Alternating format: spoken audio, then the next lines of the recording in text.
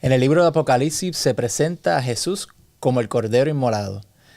Y este Cordero Inmolado es basado en el sacrificio que Él hizo en la cruz. Y hoy vamos a estar analizando qué significa esto de ser el Cordero Inmolado. ¿Será que Dios quería los sacrificios de animales? Dios es un ser sanguinario que quería la muerte de Jesús para entonces poder perdonar nuestros pecados. ¿O será que el sacrificio tiene un valor más profundo? Que el pecado destruye y que Dios salva. Esto y algunos otros temas estaremos analizando aquí en Estudiemos Juntos. ¿Quieres profundizar tu relación con Dios y vivir un discipulado como lo enseñó Jesús? Entonces, la Escuela de Discipulado Orgánico es para ti. Aquí aprenderás a caminar en una fe auténtica, crecer en comunidad y ser parte de una transformación real en tu entorno. No esperes más. Las inscripciones están abiertas, pero los cupos son limitados. Regístrate ya en discipuladoorgánico.com y comienza este viaje de fe y crecimiento.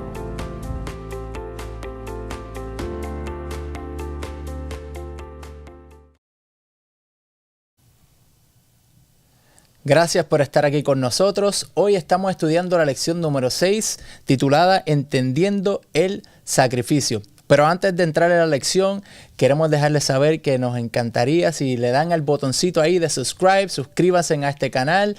También le pueden dar a la campanita para que le lleguen las notificaciones. Cada vez que hagamos un video nuevo les va a llegar la notificación. También denle like a este video, déjenos un comentario, que nos gusta saber de dónde nos escuchan y también qué opinan de lo que estamos aquí hablando, y compártalo con cualquier persona que usted ame y así se une como parte de este movimiento. Y bueno, hoy estamos aquí en la mesa con Denar y con Joel. Ángelo todavía está de vacaciones, así que estamos aquí ayudando un poquito. ¿Cómo se sienten? Bien, bien, contentos. Sí, bien. ¿Alguien Listo para empezar? Bueno, pues vamos a orar, Denar. Te oremos. Señor, te damos gracias por esta oportunidad que tenemos siempre de tener vida. Mientras tengamos vida, queremos conocerte más, caminar contigo. Y para eso pedimos la bendición ahora de tu Espíritu para que podamos estudiar en este momento acerca de ti y siempre tener la bendición de que tú nos hables. En nombre de Jesús. Amén. Amén. Amén. Bueno, vamos a comenzar con el versículo de memoria que me llamó la atención, especialmente algo en esa parte. Vamos a Apocalipsis 5.9. Apocalipsis 5.9. ¿Quién lo busca? Yo lo busco. Ok. El versículo de memoria que no se aprende nunca de memoria. Exactamente. Versículo para memorizar. En una época se hacía. En una época se hacía. Sí, sí. Y cuando hubo tomado el libro, los 4 seres vivientes y los 24 ancianos se postraron delante del Cordero. Todos tenían arpas y copas de oro llenas de incienso, que son las oraciones de los santos. Y ese no era. No el sé 9, ¿no? 5.9. Yo leí el 8. 5.9. No. Vos leíste. Yo leí el 8. Con 5.9. Y cantaban un nuevo cántico diciendo: digno eres, ese es el 9. Sí. ¿Ese Okay. es? Sí, ahora ok, sí. digno eres, es que estaba viendo el contexto, ¿viste? Claro. Y cantaban un nuevo cántico diciendo: digno eres de tomar el libro y de abrir sus sellos, Okay. porque fuiste inmolado, y con tu sangre nos has redimido para Dios de todo linaje y lengua y pueblo y nación. Pues, ¿qué me llama la atención de aquí? Es que dice que el cordero que fue, ¿qué cosa? Inmolado. ¿Y para qué fue inmolado? Según eso dice. ¿O quiénes se afectan? Para redimir ¿A quién?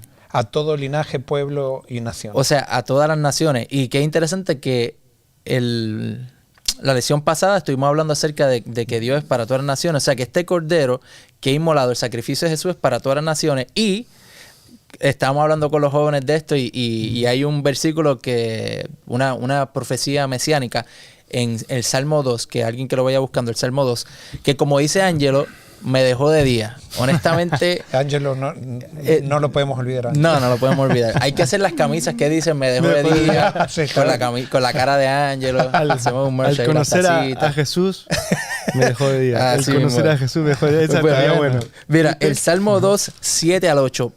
De verdad que no había visto esto y es increíble lo que sucede ahí, Joel. Dice, yo publicaré el decreto. Jehová me ha dicho, mi hijo eres tú. Yo te he engendrado hoy.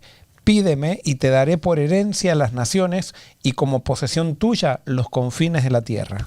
O sea, aquí vemos una profecía mesiánica del Padre diciéndole al Hijo o a Jesús, pídeme, ¿qué cosa? Las naciones. Todas las naciones. O sea, ora por mí, pídeme todas las naciones que yo te las voy a dar. Interesante eso. Entonces, ¿Jesús habrá hecho eso? Tiene que estar haciendo. Yo creo que sí, porque es una orden de Dios. Y él no puede ir en contra de una orden de Dios. Si Dios le da esa orden es porque la misión de él era esa. Brutal. Entonces vemos que el Cordero fue inmolado para eso. Y algo que también interesante es que cuando Satanás lo tienta, una de las tentaciones fue ¿cuál?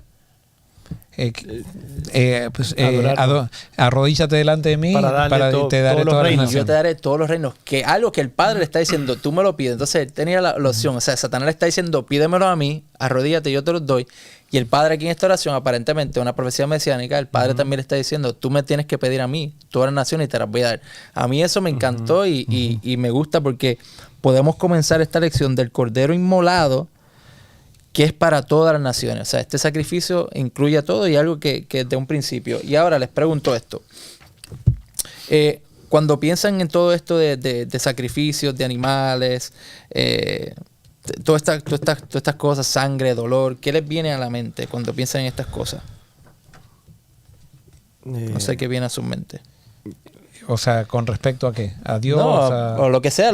Si alguien te habla de sangre, de dolor, de sacrificio, usualmente tenemos una imagen como una imagen sanguinaria. Eso es una cosa medio horrible. Como media Yo siempre perturbadora. Me quiero imaginar eso, por ejemplo, que a veces llevaban los israelitas miles, dice, por ejemplo, cuando inauguraron el templo, que sacrificaron Salomón, sacrificó como miles, no sé cuánto. Y digo, qué feo, o sea, qué fea escena, realmente. Claro, entonces, eso también, si lo vamos a analizar desde ese punto de vista, mucha gente podría decir, bueno, que Dios, como dijimos, que Dios sanguinario, que Dios que tan cruel, que quiere que estén sacrificando animales y matando animales y no sé, a veces si uno pues se pone a pensar en el corazón de uno, no sé qué piensan de eso, lo ven como algo sanguinario, ¿cómo procesan eso de Dios pidiendo esos sacrificios? Yo siempre lo encontré raro. O sea, en el sentido de que es algo perturbador, o sea, para cualquiera, aunque Dios lo pide y todo eso, pero si uno lo ve así como así, o sea, tomar un animal como un cordero y matarlo, ver la sangre, ver todo eso y ver cómo se muere, es perturbador. O sea, es algo fuerte. Bueno, yo me acuerdo cuando yo le contaba en mis palabras a mis hijos que tenían de 3 a 5 años, le contaba la Biblia, y cuando llegaba lo de los sacrificios, ellos me cuestionaban y me decían, ¿cómo Dios puede pedir algo así?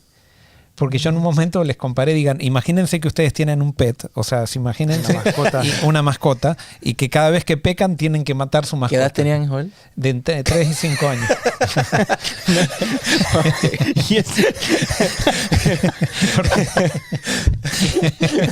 O sea, no fui muy tierno. No fuiste muy tierno. No sé. Muy considerado, ¿no? Bueno, pero ahora justamente muchas cosas. Ahí te das cuenta. Y vos fíjate que quizás por eso no dejaban ir a los chicos, ahora se me está ocurriendo eso, no dejaban ir hasta los 12 años a participar de las fiestas del templo a los chicos. O sea, recién a los 12 años podían ir al templo a ver lo que pasaba en el templo. Wow, interesante. Entonces ellos me decían, ¿cómo papá Dios podía pedir algo así? Que sufra una mascota, o sea, de alguien. Y bueno, a mí me empezó a hacer pensar eso y empecé a analizar ahora la Biblia justamente con la visión más fresca de los chicos, que uno a veces tiene toda la tradición que ya no le afecta si dice mata, no mates o algo por el estilo. Ellos eran muy sensibles a eso. Y bueno, me hizo pensar y empecé a descubrir realmente otra visión que no la tenía hasta ese momento, ¿no? Claro. Y entonces se pudieran ver esos sacrificios también como una acción para apaciguar la ira de Dios. Correcto. Como que... O sea, yo creo que Dios toma, no sé, y no sé si vas a hablar de esto, pero que Dios toma lo natural del corazón del ser humano para llevarlo a donde Él quiere mostrarle al ser humano. O sea, toma lo que es natural. Por ejemplo, cuando hace la Santa Cena, toma el pan y el vino, porque era lo que comían todos los días, y entonces Él quería que recordaran. Entonces Dios toma algo, por ejemplo, yo siempre lo digo, cuando lo primero que tiene que hacer Dios con Adán y Eva es vestirlos. Y entonces para vestirlos con algo que dure, tenía que haber la muerte de un animal, o sea, porque era con piel de animales. Piel, claro. Entonces, ante esa necesidad, Dios da una elección objetiva.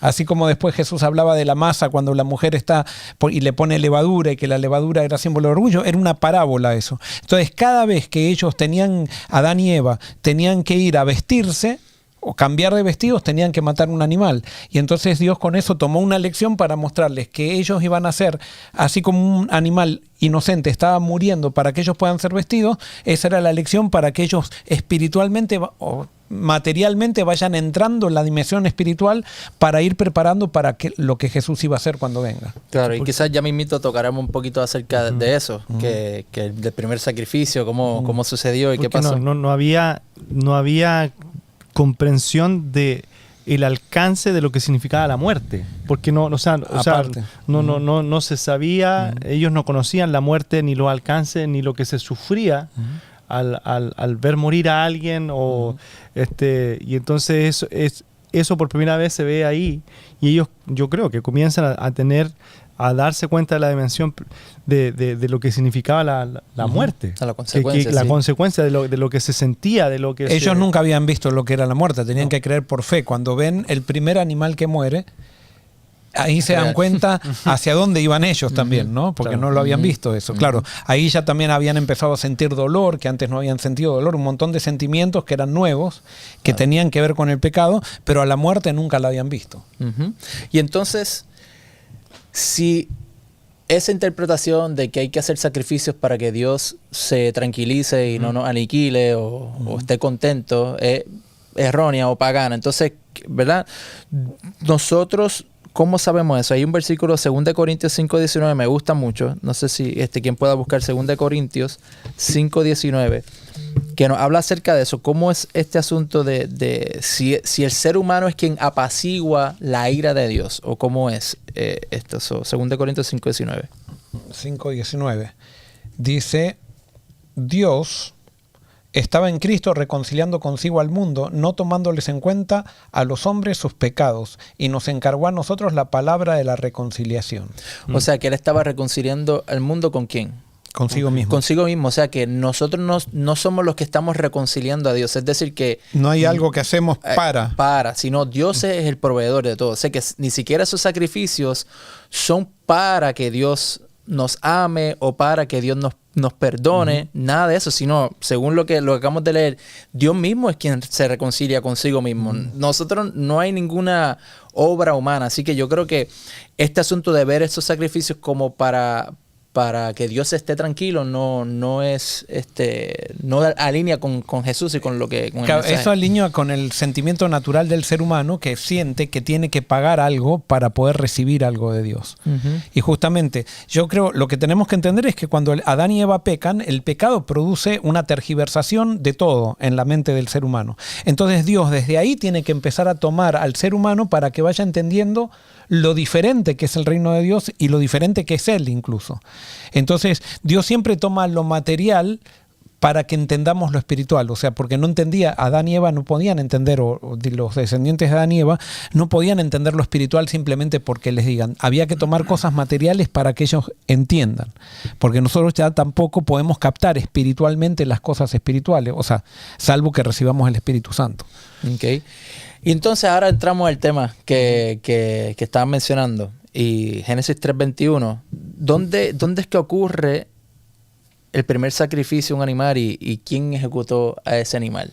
Porque lo que vemos ahí como que no da mucho para comentar, ¿verdad? Pero según lo que dice ahí, Dios quien los viste. 3:21, y Jehová Dios hizo al hombre y a su mujer túnicas de pieles y los vistió. Y eso es el único. No sé si hay algún otro detalle, no sé si hay algún otro versículo. No, está eso, y entonces de ahí se infiere, porque tampoco lo dice la Biblia, se infiere quién mató a ese cordero. Lo que sabemos es que Dios usa túnicas de pieles para quitarle las túnicas que ellos mismos se habían hecho, que era para tapar su miseria. Entonces Dios le dice, no, ustedes tienen que aceptar esto como un regalo mío. Entonces alguien tiene que matar a ese cordero. Entonces, no lo dice la Biblia. Ahora, sin embargo, yo lo analizo y voy al santuario, porque después vemos que eso sí se sistematiza, y se hace todo un sistema para mostrar lo que es el plan de salvación. Y cuando vamos al santuario, hay una diferencia, porque todos los paganos hacían sacrificios también. Todos los paganos mataban víctimas para agradar a los dioses. Pero en el santuario de los israelitas lo interesante era que en los santuarios paganos, el sacerdote mataba a las víctimas. En el santuario israelita, el sacerdote no mataba a la víctima, sino que el sacerdote le entregaba un cuchillo al pecador, y era el pecador que mataba a la víctima. Y el sacerdote representaba a Dios. Por lo tanto, si agarramos la simbología del santuario, que se puso más adelante, y esa simbología quizás era real con lo que pasó, entonces no podría haber sido Dios el que mató en el Génesis capítulo 3, 21, que mató a ese cordero, porque tendría que ser el pecador el que lo mata. Y si vamos entonces también el cordero representa finalmente ¿a quién? A Cristo. A Cristo. Correcto. ¿Quién mató a Cristo? Claro, el ser humano lo quiso matar a Cristo. Cristo se anticipa y antes de ser asesinado por el ser humano, él entrega su vida. Claro. Para que no haya la duda de que él estaba haciendo algo a la fuerza, sino que él estaba haciendo algo por amor, porque si no sería algo que le quitaron a Dios. No, Dios dio su vida, pero Dios sabía que si él no daba su vida, lo iban a matar. Claro, pero él la dio, no quiere decir que Dios se la quitó. Correcto. Ahora, ¿por qué la dio? Y entonces hay una tensión ahí, porque Dios carga toda la culpa en Jesús, la culpa de nuestro pecado. Jesús siente lo que sentimos nosotros cuando pecamos de una manera superlativa, pero entonces cuando carga toda la culpa en Jesús, se le revienta el corazón a Jesús. Okay. O sea que no es asesinado Jesús, él muere por la culpa, y entonces ahí podríamos decir que Dios cargó la culpa en Jesús. Entonces por eso hay una tensión ahí, pero no es Dios el que lo mata, sino que es la culpa, o sea, son nuestros pecados los que le hacen reventar el corazón a Jesús. Y lo que encuentro interesante de esto es porque es que estaba haciéndome esta pregunta, es porque entender esto quizás nos deja saber un montón acerca de quién es Dios, porque si entonces es Dios quien está matando los animales, o si es Dios quien quería que eso sucediera, es como que ¿por qué no me cuesta? Quizás mi mente finita como que no me cuadra con un Dios de amor. Es que tiene que ver eso más cuando nosotros decimos que Dios es el que mata, y eso tiene que ver con los dioses paganos. Y nosotros sabemos que Israel fue justamente levantado para desafiar el concepto de los dioses paganos. Nada más que como Israel también estaba en pecado, y por ejemplo, el que inicia el pueblo de Israel es Abraham. Entonces Abraham es sacado de Babilonia, es sacado de toda una cultura. Si nosotros vemos en la Biblia, los padres de Abraham adoraban a los dioses paganos, no adoraban a Dios, o sea, al Dios verdadero. Abraham fue el que lleva a su familia a adorar al Dios verdadero. Entonces ellos todos tenían el concepto pagano de Dios, y era el concepto de ofrecer sacrificios y yo creo que ni hasta Abraham entendía tampoco, comenzó a entender un montón de cosas que hasta ese momento no entendía. Y entonces fue revelándose progresivamente, y entonces podemos ver, yo no sé si eso lo vas a tocar, pero a la medida que vamos avanzando en el Antiguo Testamento, los profetas van diciendo que Dios no quiere sacrificio. Sí, eso vamos a entrar ahora. Pero sí, no, tremendo, porque mientras decía eso, que te escuchaba, o sea, ellos comenzaron a imitar también las costumbres de los paganos, y me pongo a pensar, es como lo que Dios hace, ¿verdad? Que es bueno, santo, de una manera correcta. El mundo también puede utilizar esas mismas cosas y tergiversarlas, y por alguna razón como que nos atrae más eso. Lo podemos poner algo práctico, por ejemplo, el sexo que es de Dios, santo, puro, pero entonces viene el mundo y lo tergiversa, y es como que nos alineamos más con eso, y después luego tenemos una mezcla entre las dos cosas y no sabemos cómo reaccionar bien ante algo que es santo. Exacto, y terminamos contaminando un concepto de Dios porque lo mezclamos con nuestras ideas naturales que traemos desde de la sociedad, de la cuna y de todo lo demás, ¿no? Es que la idea natural siempre es centrar todo en mí. Correcto, y pagar las cosas. Y yo hacer, entonces al final, con lo que dices tú también, Sammy, o sea, satisfacer mis deseos, yo hacer los méritos, yo cumplir, yo hacer el sacrificio, y entonces terminamos reemplazando a Jesús, que es lo que Dios nos dio por nosotros, porque nos queremos centrar en nosotros. Y eso es natural en el hombre en el pecado.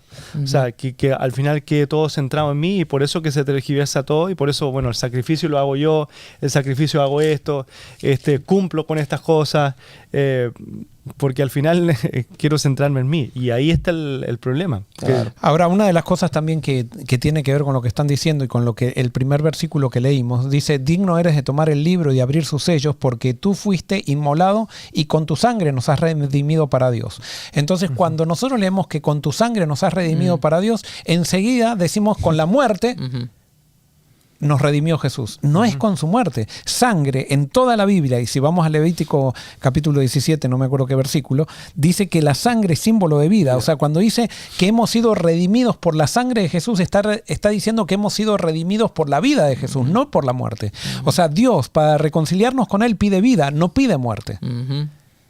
Nada más que Jesús, para dar su vida, tenía que despojarse de su vida, para dárnosla, tenía que despojarse de su vida por amor, para entregárnosla. Y entonces tenía que morir. Y por eso él decía, es necesario que yo muera como una semilla para dar vida. Pero no era la muerte de Jesús la que nos salva, la que nos redime, sino que es la vida de Jesús ofrecida en su muerte. Por eso que le entrega el Espíritu. Exacto. Y le entrega el Espíritu, o sea, le entrega su vida a Dios. Exacto. Para que Él la reparta a todos, a todo el mundo, que eso es la habilitación para relacionarnos con Él. O sea, Dios nos puede salvar legalmente, pero si no tenemos el Espíritu, no podemos relacionarnos con Dios. Entonces, el objetivo de Dios de perdonarnos es relacionarnos con Él, no es simplemente dar un perdón legal para darnos una vida eterna, es para estar con nosotros. Y nosotros, para estar con Dios, tenemos que tener el Espíritu de Dios, o sea, porque si no, no tenemos alineación con Él. Pero Él nos regala su Espíritu, que es el Espíritu de Jesús. Claro. No, buenísimo. Y entonces, yendo a lo que queríamos tocar acerca de cómo esto va a ir de manera progresiva, entonces Dios desea sacrificios. O sea, Dios quería los sacrificios de animales. Eso era algo No, yo creo que no. ¿Tú crees que no? Es más, hay muchos versículos de la Biblia que dicen que no. Bueno, pues vamos allá. Vamos a empezar con Isaías 56, 6 y 7. Isaías. Y entonces, Denner, búscate Isaías 1, 2 al 15. Y yo me busco el... Ya. 6 y 7 dice... Ajá. Y los hijos de los extranjeros que sigan a Jehová para servirle, que amen el nombre de Jehová para ser sus siervos, a todos los que guarden el sábado para no profanarlo y abracen mi pacto, yo los llevaré a mi santo monte y los recrearé en mi casa de oración. Sus holocaustos y sus sacrificios serán aceptados sobre mi altar, porque mi casa será llamada casa de oración para todos los pueblos. Entonces ahí nos da a entender de que los holocaustos son ¿qué cosa? Son, ¿qué? Sacrificios. Sí, pero ante Dios, como aceptado ante Dios, ¿verdad? Sí, dice aceptado. Da a entender de que Dios, como que Dios quiere esos sacrificios, ¿verdad? Pero entonces, léete entonces Isaías 1, 2 al 15. Sí. Oíd cielos y escucha tú, tierra, porque habla Jehová. Crié hijos y los engrandecí, y ellos se rebelaron contra mí. El buey conoce a su dueño, y el asno el pesebre de su señor. Israel no entiende, mi pueblo no tiene conocimiento. Oh gente pecadora, pueblo cargado de maldad, generación de malignos, hijos depravados, dejaron a Jehová, provocaron a ira al Santo de Israel, se volvieron atrás. ¿Por qué querréis ser castigados aún? ¿Todavía os rebelaréis? Toda cabeza está enferma y todo corazón doliente. Desde la planta del pie hasta la cabeza, no hay en él cosa sana, sino herida, hinchazón y podrida llaga. No están curadas, ni vendadas, ni suavizadas con aceite. Vuestra tierra está destruida, vuestras ciudades puestas a fuego. Vuestra tierra delante de vosotros, comida por extranjeros y asolada como asolamiento de extraños. Y queda la hija de Sión, como enramada en viña y como cabaña en melonar, como ciudad asolada. Si Jehová de los ejércitos no nos hubiese dejado un resto pequeño, como Sodoma fuéramos, y semejantes a Gomorra. Príncipes de Sodoma, oíd la palabra de Jehová, escuchad la ley de nuestro Dios, pueblo de Gomorra. ¿Para qué me sirve, dice Jehová, la multitud de vuestros sacrificios? Hastiado estoy de holocaustos de carneros y de cebos de animales gordos. No quiero sangre de bueyes, ni de ovejas, ni de machos cabríos. ¿Quién demanda esto de vuestras manos cuando venís a presentaros delante de mí para hollar mis atrios? ¿Hasta el 12 me dijiste? Hasta el 15, pero entonces ahí sí ya podemos ver que el 11 dice ahí, el Señor dice, ¿para qué me sirven muchos sacrificios? O sea... Sí, ahora alguien te va a decir, voy a ser de abogado del diablo. Claro, va a decir, pero era porque tenían el espíritu incorrecto. Ok. Entonces Dios con el espíritu correcto sí pedía eso. Claro, ¿no? Y para eso lo traigo a colación, para ver qué piensan. Y... Ahora, yo creo que Dios utilizaba algo que Él quería que termine. O sea, yo creo que Dios lo que quería era que cada vez hagan menos sacrificios. Para una vez que iban entendiendo la verdad espiritual y ¿por qué Dios aceptaba los sacrificios de los extranjeros? Si ellos entendían bien el mensaje del sacrificio, era que el extranjero que aceptaba el que ofrecía un sacrificio, entre comillas, que lo ofrecía, estaba aceptando la salvación gratuita que iba a hacer Dios por cada uno de ellos. Estaba aceptando a Cristo. Entonces, por eso Dios aceptaba ese acto. Pero no era el acto que él aceptaba, sino lo que significaba el acto, que era el regalo de Dios para el ser humano para que sea salvo. Claro. Y entonces es un tema, yo creo que es un poquito, ¿verdad? Sí. Que puede traer. Porque después dice ahí, ¿quién demanda esto de vuestras manos? O sea, ¿quién te lo está pidiendo? ¿Quién te lo está pidiendo? Ahora, por ejemplo, esto los va a dejar de día. O de noche. Prepárense. Esperemos que de día. Jeremías 7, 22 y 23. Jeremías 7. Jeremías 7, 22 y 23. Jeremías. Y esto lo dice el profeta, ¿no? 7, 22, 23. Que ya antes de que vayan cautivos a Babilonia, ¿qué dice?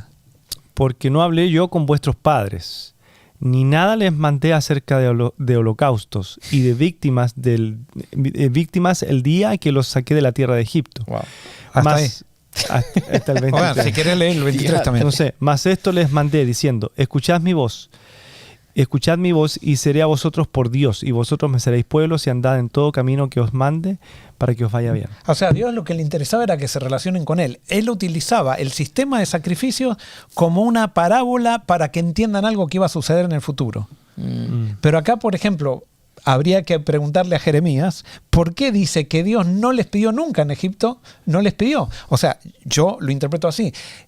Dios toma lo que estaban acostumbrados a hacer los paganos, los toma para ir enseñándoles, como ellos eran esclavos, estaban en el pecado y todo eso, los toma de donde están para llevarlos a donde Dios quiere. Lo mismo pasó con la circuncisión. O sea, la circuncisión en un momento cuando es mandada dice será pacto perpetuo y todo eso, y después vemos que en el Nuevo Testamento no más.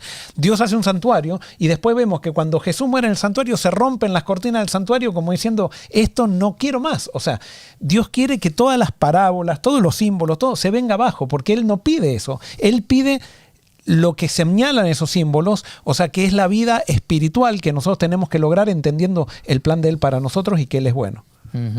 No, y por eso te digo que el tema puede ser. Entonces, si los sacrificios de los animales no tenían ningún poder salvífico, ¿por qué se hacían y no simplemente esperar por Jesús? Porque era una parábola. Que era unas parábolas. Porque ellos no iban a entender. Si no, fíjense, y así todo, estuvieron 2000 años haciendo sacrificios. Viene Juan y dice el Cordero de Dios y la gente no quiere entender que todo era un símbolo, una sombra para apuntar a lo que Jesús iba a hacer. Que con eso, fíjate, con eso podemos arrancar el próximo tema de la parte 2, que sale el próximo miércoles a 9 de la mañana, que podemos entrar entonces en cuanto al porqué y los distintos tipos de razones o posibilidades de por qué todos estos sacrificios han demandado. Pero para mí, ¿por qué Jesús muere? Para mí no simplemente es porque Dios necesitaba demostrarnos que estaba molesto con nosotros, que estaba airado con nosotros y demandaba muerte y que era un Dios aterrador. Sino para mí Dios, que es lo que quiero que podamos llevar en nuestros corazones, que entendamos que servimos a un Dios de amor.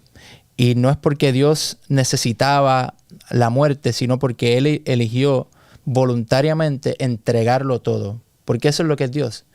Dios se sacrifica porque Él simplemente se entrega. No porque está molesto, no es porque desea la muerte, sino porque el pecado trajo muerte y entonces Él tomó nuestro lugar para, en vez de nosotros morir, Él morir por nosotros. Y eso es lo que debemos de disfrutar, ese sacrificio maravilloso, ese cordero inmolado, que no tiene nada que ver con lo que nosotros hayamos hecho, sino que desde un principio ya ese cordero había sido inmolado antes de la fundación del mundo, simplemente por amor, por entrega, no porque estaba airado, sino porque estaba enamorado de nosotros y quiso entregarse voluntariamente. Así que confía en ese Dios que te ama y que te llevará, que si le entregó todo, como juntamente con Él no te dará todas las cosas. Y si Él se sacrificó por nosotros, es para que no haya nada que nos pueda arrebatar de sus manos.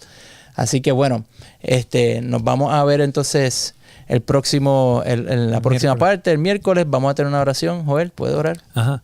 Querido Señor, se acabó rápido esto y realmente hay tanto para hablar, y te pedimos que podamos entender tu acción en Jesús y que eso pueda ser, Señor, para nosotros una revelación de tu gloria. Gracias por todo, en el nombre de Jesús. Amén. Amén. Amén.